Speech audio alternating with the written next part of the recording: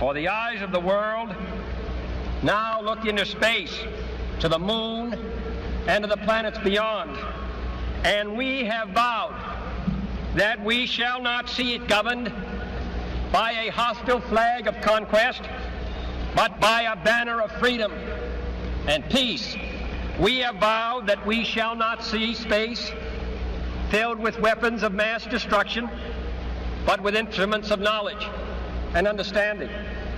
Yet the vows of this nation can only be fulfilled if we in this nation are first, and therefore we intend to be first.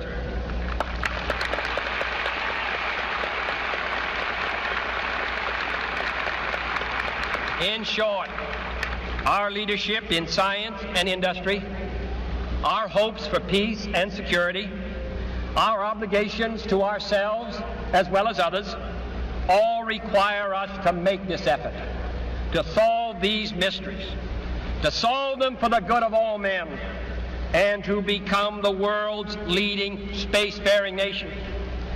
We set sail on this new sea because there is new knowledge to be gained and new rights to be won, and they must be won and used for the progress of all people. For space science, like nuclear science and all technology, has no conscience of its own. Whether it will become a force for good or ill depends on man. And only if the United States occupies a position of preeminence can we help decide whether this new ocean will be a sea of peace or a new terrifying theater of war.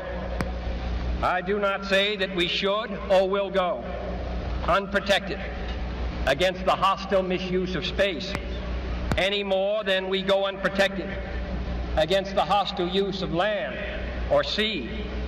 But I do say that space can be explored and mastered without feeding the fires of war, without repeating the mistakes that man has made in extending his writ around this globe of ours.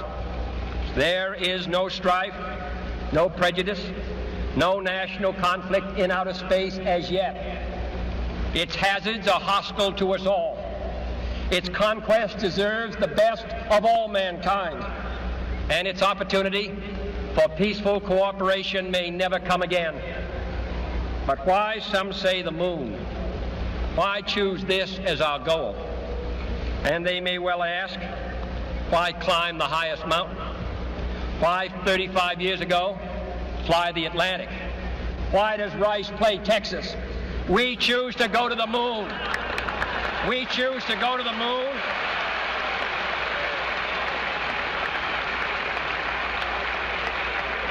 We choose to go to the moon in this decade and do the other things, not because they are easy, but because they are hard.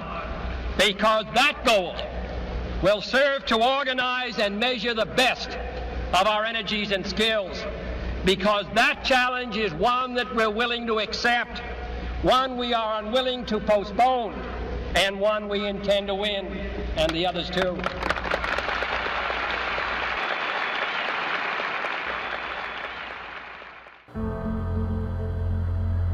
Okay. At the foot of the ladder, the LEM footbeds are only depressed in the surface about 1 or 2 inches, although the surface appears to be very, very fine-grained as you get close to it. It's almost like a powder. Ground mass is very fine.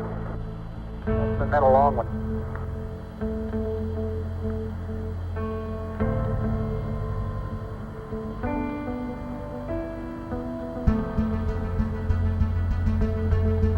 Okay, I'm going to leave that 1 foot up there and both hands down about the 4th rung up. There you go. Okay, now I think I'll do the same.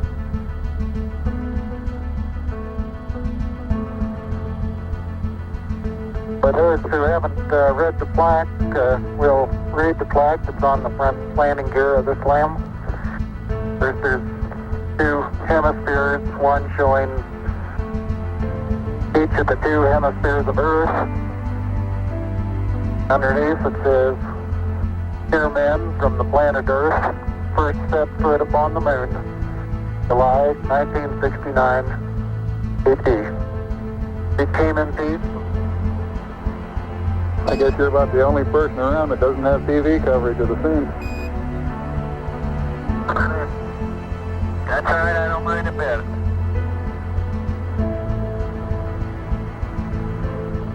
How is the quality of the TV? Oh, it's beautiful, Mike. It really is. Oh, geez, that's great. Is the lighting halfway decent? Yes, indeed. They've got the flag up now, and you can see the stars and stripes.